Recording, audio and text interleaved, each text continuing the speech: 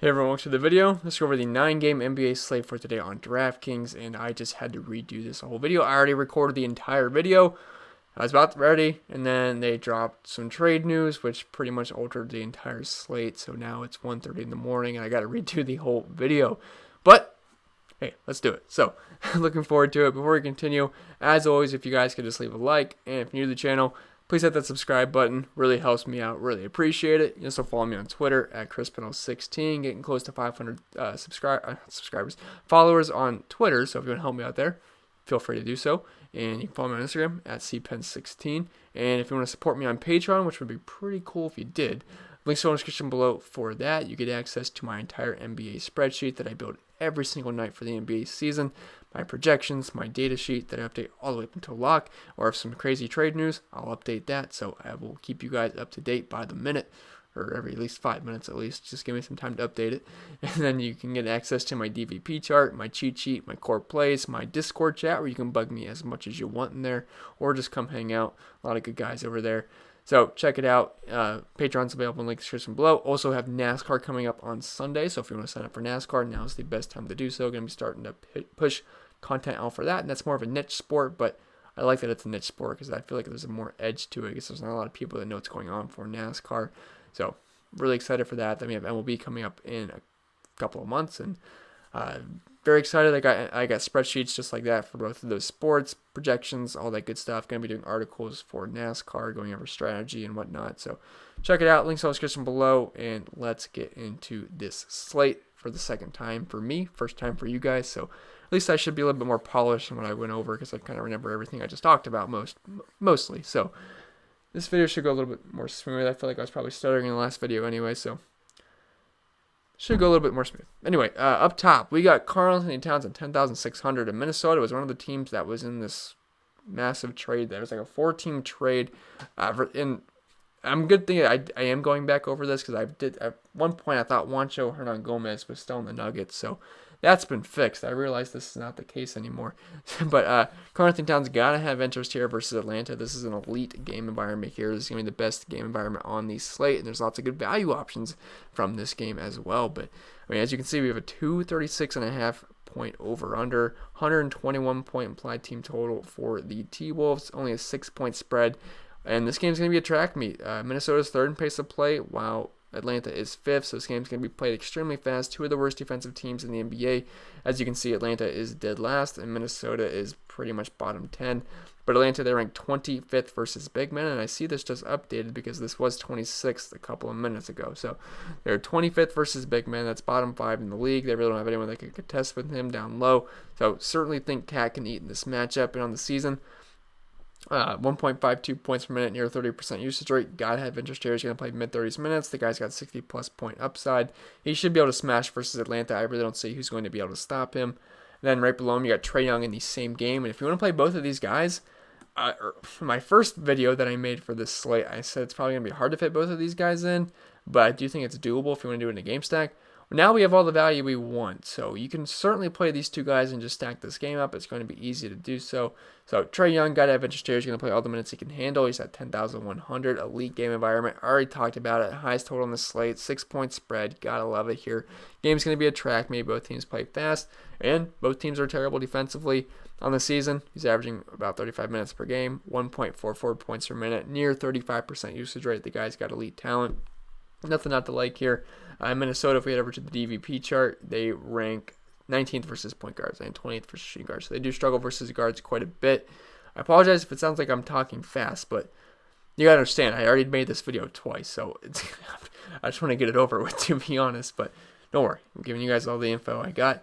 Well, Andre Drummond, he comes in at 9,300, and I can totally understand if you don't want to pay top dollar for Towns or Trae Young.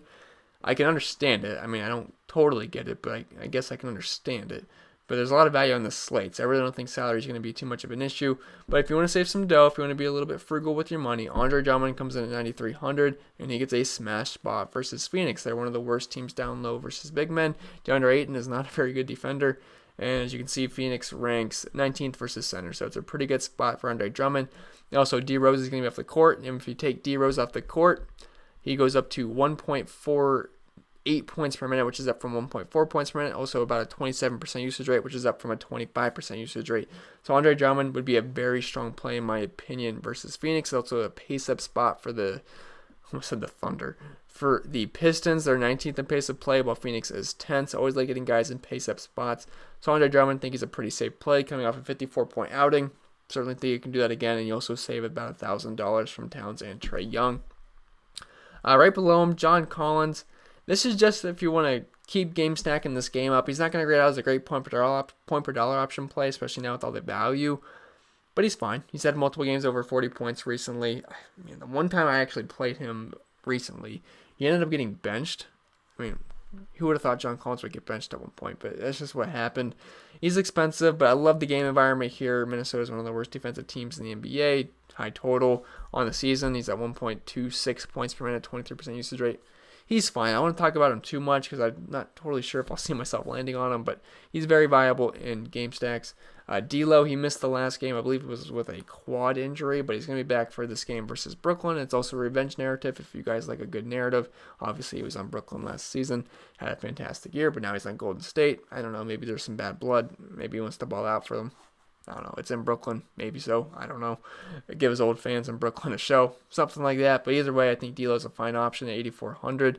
I don't know why. I like playing Russell. I do. I feel like he could be a 9K player, even though he doesn't. I don't know. Maybe that's pushing a little bit. I like it when he's in the 7K range. 8,400. It still feels fine to me. It's fine. But it's a good spot versus Brooklyn. Pace-up spot for Golden State. They rank 6th in pace of play, while Golden State is 14. So it's a pretty decent pace-up spot. On the season, he's the usage monster. Obviously, there's no Steph Curry, no Klay Thompson, and Kevin Durant's obviously gone. So he's at a 32% usage rate, nearly 1.3 points per minute. Got to have some interest in D'Lo. And I will say Brooklyn, they're an okay defensive team, but they do struggle mightily versus big men and point guards. And as you can see, versus point guards, they rank 25th. So like the spot for D'Lo. I think it's a fantastic I want to keep saying spot. I think he's not a fantastic option. I think he's a very solid option at 8,400. Devin Booker. So he really struggled in the last game. He's more of a GPP play. I never really played Devin Booker in cash games just because his point per minute rate's a little bit lower than it should be. But he's more suited for GPPs because the guy's got immense upside. And this is a pretty good spot versus Detroit. They rank, I believe, bottom 10 versus shooting guards. Yeah, or I should say bottom 11. 19th versus shooting guards. So it is a pretty good spot for Devin Booker. And Ricky Rubio's been playing pretty bad recently, so I think that can only help Devin Booker. He's going to play all the minutes he can handle. Got him projected for about 37 minutes here, which is more than anybody on this player pool that I'm showing you guys right now. And he's averaging 36 minutes per game, 1.18 points per minute, which is, as you can see, it's a little bit lower than a lot of these guys. Now he's going to play more minutes than some of these guys, but still a little bit lower than I would like it to be for a guy that's above 8K in cash games. But near 30% usage rate, which I do like. So Devin Booker is certainly on my radar. Same game, same team. His teammate DeAndre Ayton, he absolutely smashed in the last game. They raised his price a little bit to 8,300. Which I think is more of a fair price. In the last video that he was on the slate, I said DeAndre Ayton's more of an 8K player. And it's kind of a joke when he's in the 7K range, to be honest, because the guy's very good on a point per minute basis. He's at, 1.22 points per minute, which is great. 23% usage rate. Pretty good spot versus Detroit. They rank 24th versus centers, 22nd versus power forwards. Andre Drummond's been getting killed down low. I mean, we saw Jahlil Okafor smash him. Valanciunas just recently went off. Tristan Thompson, I mean, he's just not been that great down low. And on Ayton, he's been very, very good. I could see both of these guys having pretty solid games. And to be honest, this game could be a pretty sneaky game stack, to be honest, the more I think about it. Because you got guys like Andre Drummond, he's a good play. Devin Booker's a good play. DeAndre Ayton's a good play. Ricky Rubio's cheap. Bruce Brown's cheap with D Rose being out. Reggie Jackson's cheap. So this could be a solid game stack. I think it goes a little bit lower owned, especially with this Atlanta-Minnesota game. But certainly got quite a bit of interest in this game for a lot of these players. But right below him, though, probably one of the better plays on the entire slate. Kristaps Porzingis. I mean, the guy just does not have bad games when Luka misses. That's just what happens. He's usually in the high 40s or he's in the 50s. He almost scored 60 points in the last game. He was chalk, but I expect him to be chalky again. I mean, it was a tough matchup versus the Pacers, who are one of the best defensive teams in the NBA. Did not matter. Porzingis went out and balled out. He could not stop making threes. He couldn't stop getting rebounds. He kept making his free throws.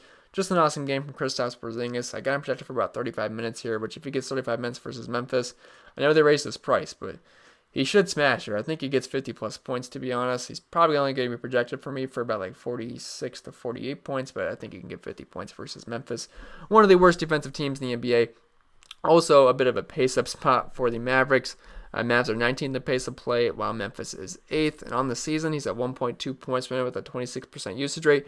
But if you take Luka off the court, that rises to a 30% usage rate and 1.41 points per minute. So Kristaps has been absolutely elite with Luka off the court. One of my favorite plays on the slate. He's in contention for being the cover picture on this video. So it's either going to be him or Trae Young or Towns at the moment. I'm still debating. We'll see. Whoever I can find the coolest picture for. But Spencer Dinwiddie, did I already go over the defense for Porzingis? I think I did. I don't know. Did I? We'll head over to the DVP chart. It's like 2 a.m., guys. I'm tired. Again, second time I've done this video, so I'm pretty tired. But man, Memphis, they rank 19th versus power forwards, 23rd versus center. So yeah, it's a great spot for Kristaps, one of my favorite plays on the slate. Spencer Dinwiddie, he failed last time out. He did not have a good game. I believe he finished with 23 fantasy points, if I remember correctly, and that will not get the job done at an 8K price tag. But like a bounce back spot versus Golden State, not expect him to have lower ownership because of what he did in the last game.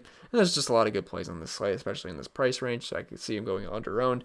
But the guy's got upside. And I mean, when Kyrie was out earlier in the season, he's pretty much just an auto-lock play. Now, Karis LeVert was also out. Now, LeVert's back, so it's going to hurt him a little bit, but I still think he's a fine option. He might be a... That was a fridge. He might be a little bit... Sorry, the fridge knocked me off of my game when I was talking about... I think I was going to say I think he's a little bit expensive with LeVert being back, but he's still fine. On the season, he's at over 1.2 points per minute with a 30% usage rate. If you take Kyrie off the court, those numbers jump up a little bit. Now with LeVert being back, that's going to hurt him a little bit, but I've said a little bit a lot in that sentence, but he's still fine. So Spencer Dinwiddie on my radar. I just like the matchup. Chris Paul, he's fine. He gets the great matchup versus Cleveland. He seems a little bit expensive, but guards versus... Man, that fridge. Noisy. But guards versus Cleveland just absolutely smashed every single time almost. I mean, they're the worst team in the league versus guards. 30th versus point guards. 30th versus shooting guards. They're like Chicago when it comes to big men. They rank 30th versus power forwards, 29th versus centers. But yeah, Cleveland, they get destroyed by guards, and obviously Chris Paul would qualify, so it can certainly look his way. 7,500 is a bit expensive, but I mean, 1.16 points per minute, 22% usage rate. Going to get over 30 minutes. I mean, he's got 40, 50 point upside. So, like Chris Paul versus Cleveland. Andrew Wiggins, he's fine in GPPs. I'm not totally sure if I'll get there in cash games because there's a lot of value in Minnesota. So, I don't know if I want to really overpay for Andrew Wiggins. But, you know, Robert Covington, he's gone. And so Shabazz Napier. So, it's going to open up a lot of usage and minutes on the court. So, you can certainly look his way. 7,400. I mean, I'd rather probably play the value options on Minnesota, but he's fine. I mean, he's got upside. He's going to have about a 30% usage rate. Probably going to hit over 30%, to be honest. And he's going to, you know, probably play about 35 minutes. And elite matchup versus Atlanta. You can't ask for a better matchup for a forward or shooting guard, whatever you want to call him. He's 29th versus shooting guards, 30th versus small forwards. Got to like the spot for Andrew Wiggins. On the season, he's over a point per minute, so he's fine. Just my exposure to this game. SGA comes in at 7,200, going to play about 35 minutes in this game. His minutes are more secure than Chris Paul, just because Chris Paul's an old man at this point. SGA is a young buck, so he's going to get more minutes, and he's a little bit worse on a point per minute basis, so it kind of evens out. 0.99 points per minute, 24% usage rate. But like I said, Cleveland is dead last versus guard, so you can certainly look his way. He's got similar upside to Chris Paul at a cheaper price point. And then Dennis Schroeder's to keep this Thunder theme going. He's at 6,700. He's going to come off the bench, but off the bench, he's got a 27% usage rate. And he's over a point per minute, averaging 31 minutes per game. He's fine. Like I said, Cleveland is absolute trash versus guards. Draymond Green, you know, I kind of want to delete him out of the player pool. I really don't see myself playing Draymond Green. This is before the value plays opened up, so I was kind of just fishing for plays. So we're gonna take Draymond Green out of the player pool. If he goes off, so be it. I just can't really see him having too much ownership. Gallinari just keeping the Thunder trend continuing big time here. That's 3 in a row and 4 out of the last 5, but they're all priced pretty similar. But he's the cheapest of the bunch. You won't see huge minutes. He's only averaging about 30 minutes per game, but Cleveland sucks in all aspects on defense. They rank 29th versus small forwards, 20th versus power forwards. Gotta love the spot for Gallinari, and I gotta say, I when I play Gallinari, he tends to do well. I think I played him 2 or 3 times this season, and he's been on fire every single time. He just nails threes when I play him. So we got that going for us. He's over a point per minute guy, 24% usage rate. Good matchup versus Cleveland. Has some interest. He can get hot from deep, and you'll be looking pretty. I should say. Let's see, Larry Nance. So he's expensive. I feel like I'm gonna take him out of the player pool too. It was just if Tristan Thompson happened to miss the game because he's at a point per minute and he should see close to 30 minutes. But 6,500, I think there's better plays on this slate. I'm not going to delete him off, but just keep your eyes out for the Tristan Thompson news. If Tristan Thompson plays, no thank you with 6,500. Not even a good matchup versus OKC, so he's more of a French play. Definitely became a worse play with all the value that opened up.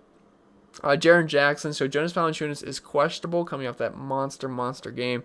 So if Valanciunas misses the game, gotta have interest in Jaren Jackson. So if we look at his numbers this season, 1.09 points per minute, 24% usage rate. If you take Jonas off the court, Jaren Jackson, he's got about a 28% usage rate and over 1.2 points per minute. So he gets a pretty sizable boost. And 6,300, he should see over 30 minutes if that's the case.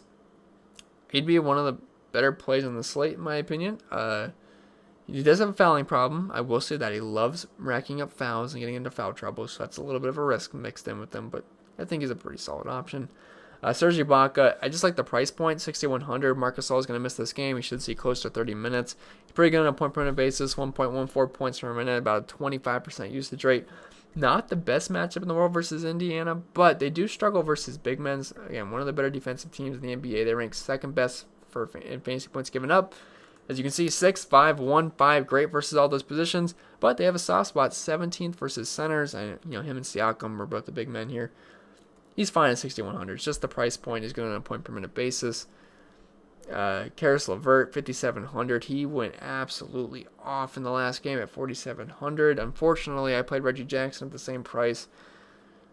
That was a mistake. I would have never played LeVert over Reggie Jackson, but it's just how it goes sometimes. But like the spot here versus Golden State, one of the worst teams in the league versus guards. As you can see, they rank 27th versus point guards, 25th versus shooting guards. Elite matchup for Karis LeVert on the season. It's a small sample size, but he's at 0.94 points per minute. But if you take Kyrie off the court, that can only go up. 27.4% usage rate. Certainly has some interest in Karis LeVert. Victor Oladipo, so they raised his minutes restriction to 28 minutes. So I got him for about 27 as of right now, 27, 28 minutes. Now, he's been pretty awful. He's been in the teens. He's just not making shots, but the shots are going to fall. I mean, this is a small sample size, but he's only at 0.66 points per minute on the season. 29% usage rate, which I do like. So when he's on the court, he's handling the ball, but he's been cold. But 5,300, I just put him on here because I wanted to mention that his minutes limit has been risen. He's fine at 5,300, but I do think there's better value plays. Like, I'd rather play Reggie Jackson. Got him projected for about 30 minutes here, and I know he sucked in the last game. I think he only scored 3 points. I think he hit a 3, and that was just about it. All he did all the rest of the game. Had a couple of boards, but he's going to score more than that on most nights, and this is a good spot versus Phoenix. It's a pace-up spot, which I think suits him well. They're 10th in pace of play, and Detroit's 19th. On the season, he's at 1.02 points per minute, the 26.4% usage rate. If you take D-Rose off the court, Reggie Jackson's at 1.22 points per minute with a 28% usage rate. So gotta have interest in him. A really good spot versus Phoenix. They rank bottom 10 versus guards, 21st versus point guards, 23rd versus shooting guards. So you can certainly look Reggie Jackson's way. Brandon Clark, if Jonas Valanciunas happens to miss the game, we could up his minutes probably to close to 26, 27, 28 minutes. And if you take Valanciunas off the court, he's at 1.14 points per minute with over a 20% usage rate, which is a pretty strong number at 4,900. It's also a pretty solid matchup as well. I'm sorry, not a solid. I was thinking of Reggie Jackson. Not the best matchup in the world, but sometimes it's about the price and the minutes uptick and just guys being off the court. So Brandon Clark on my radar. Bruce Brown, so he actually played 38 minutes the past 2 games, like not combined, but in each game, I believe he had 38 minutes. So maybe 31 minutes is a little bit low, but he certainly has room for more. 4,900, good spot versus Phoenix. I just talked about it with Reggie Jackson. He's at a point per minute, and he actually ended up having a pretty good game in the last time out. He's a solid option, Bruce Brown, 4,900. I wish he was a little bit cheaper, but I mean, if it's between Reggie Jackson or Bruce Brown, I'm playing Bruce Brown, though. I will say that. All right, I'm sorry. I'm playing Reggie Jackson. Reggie Jackson over Bruce Brown. Enes Kanter, he comes in at 4,200, so he's looking like one of the best value plays in the entire slate before these trades went down. 4,200 is just way too cheap for a guy that, well, it's too cheap for him in general. But Daniel Tice is also going to miss this game, so now his minutes are a little bit more secure. He's not a big minute guy, but he's only averaging 18 minutes per game. But I got him projected for about 25 here, and he's really good on a point per minute basis. 1.27 points per minute with a 20% usage rate. If you're going to give me 25 minutes, I will take it. Now, I know it's not a good matchup versus Orlando. They play extremely slow, 29th pace of play team. And if we head over to the DVP chart, they do rank 4th versus big men. But sometimes it's all about the price and guys being out. So that's what we're going with Enes Kanter. I think he's a pretty solid play at 4,200. And now we kind of got the bum players here. And originally, these guys weren't on here. I had Henson and I had Culver listed recently before the first video. But now, with Napier's gone, Vonley's gone, Covington's gone, I might be missing someone. I actually think I have it pulled up on Twitter. So, yeah, Napier's gone. Bates, Vonley. So, yeah, and Jordan Bell's also gone. So they pretty much got rid of all the big men on this team, and they also got rid of their starting point guard and Robert Covington. So there's a lot of minutes to go around for the T-Wolves here. And Koji, I don't like playing the guy, but he's going to become a good player. I mean, there's just they need bodies on the court. He's going to play over 30 minutes more than likely. Only 0.78 points per minute, but if you take all those guys off the court, those numbers go up substantially. I shouldn't say substantially, but it's decent enough at 4K. It's going up against Atlanta. You really can ask for much better value plays considering this is the best game environment on the slate. There's a lot of minutes to go around, and it's the best matchup you can ask for. So these guys are going to become excellent value plays, and that's why, like I said, you can very easily fit in guys like Towns. You might be able to fit in Towns, Young, and Drummond. I don't know how roster construction is going to look like. I guess a couple of these guys are only center eligible, so maybe not. But, I mean, Towns, Young, D'Lo, Collins, whatever. You're probably going to be able to fit in whoever you want to fit in. But Okoji's fine. Jarrett Culver, he's going to get over 30 minutes. 3,900 versus Atlanta. Yeah, he's going to be a good option. I really can't go too in-depth on these guys. But 0.8 points per minute on the season. There's just so many guys they just traded, so they're going to play so many minutes. I mean, they're just too cheap, and it's a great matchup versus Atlanta. John Henson, only if Tristan Thompson happens to miss. My projections liked him in the last game. I think he ended up scoring close to 20 fantasy points at min-price. If Thompson misses the game, you can look his way. He's probably only going to get about 18 minutes. If so, 18 to 20 minutes. But if you take Thompson off the court, 1.09 points per minute. So you can certainly look his way. Gorgie Deng, 3,200. I mean, this is just a really good value play. He should get over 20 minutes. I mean, they got rid of Vonley, Jordan Bell, pretty much everybody down low. So Gorgie Deng and Naz Reid definitely going to get some boost here.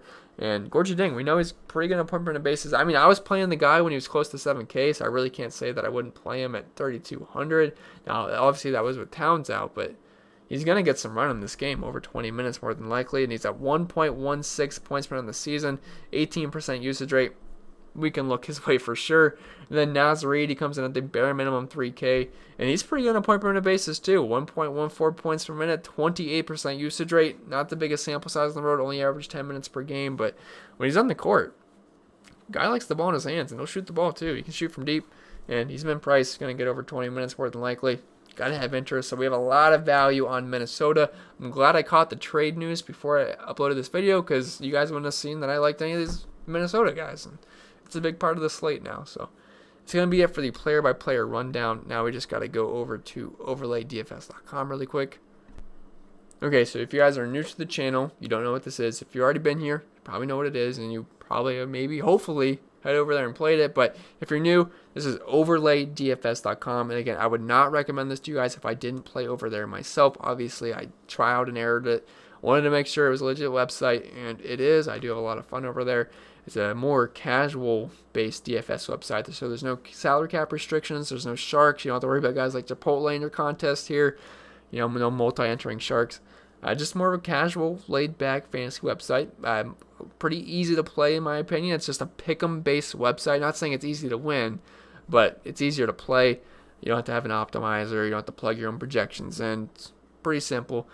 So if you thought James Harden was going to outscore Giannis on last night's slate, you picked James Harden. He happened to do just that.